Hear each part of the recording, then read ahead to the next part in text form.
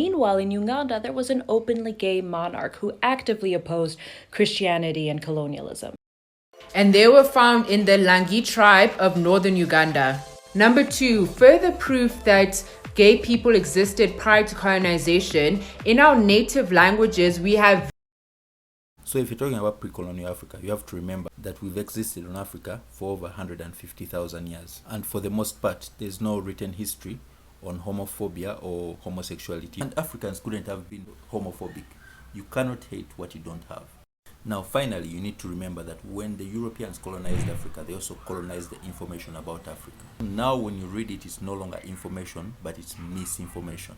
If you're really interested in African history, look at scholars like the great Chiekh Anta Diop, look at Ivan van Sertima, look at Dr. Nkuba and Rashidi Runoko. Also read scrolls like the Papyrus of Ani. It has now been translated by Egyptologists. The Ethiopic Bible can be a very good source of information too.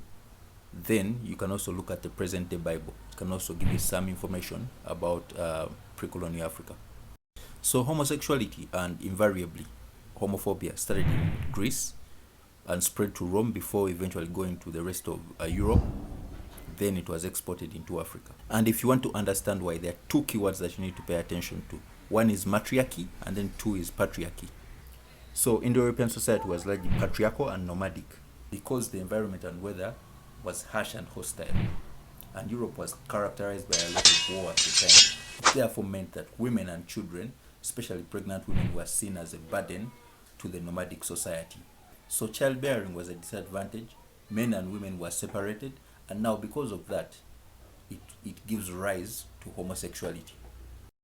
Men would go to Mount Olympus to celebrate the Greek gods, and they would engage in homosexuality and drinking blood as a form of celebration. And the women who were abandoned went to the island of Lesbos, and that's where lesbianism starts. In contrast, African society was matriarchal and agricultural. Childbearing was encouraged because these children added extra hands to the agricultural society and therefore more production value.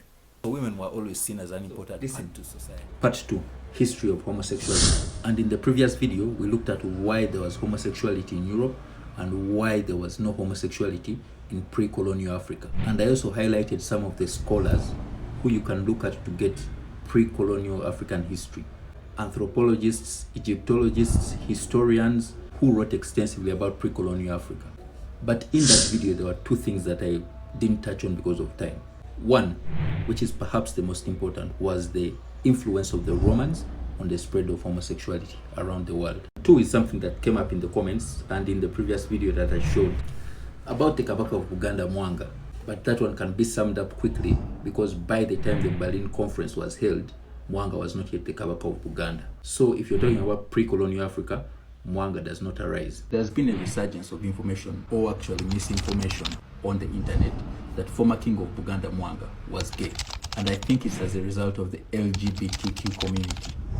But what I want to appeal to any Ugandan or an African that sees this video, do not be fooled by this British propaganda and LGBTQ community. And here is why. Get this, the biggest reason why they claim that Mwanga was gay, despite him having 16 wives, and his father Mutesa had 26 wives, is because he had killed about 45 people from the Buganda community who had been hoodwinked by the British to become Christians. If I remember correctly, 23 were Anglican and then 22 were Catholics. And the church claims that he made sexual advances towards them and they rejected. How ironic. But rumors of both of them being gay were circulated amongst the Baganda of Buganda to try and discredit them, soften the ground for Christianity while tearing down the strong culture of the Baganda.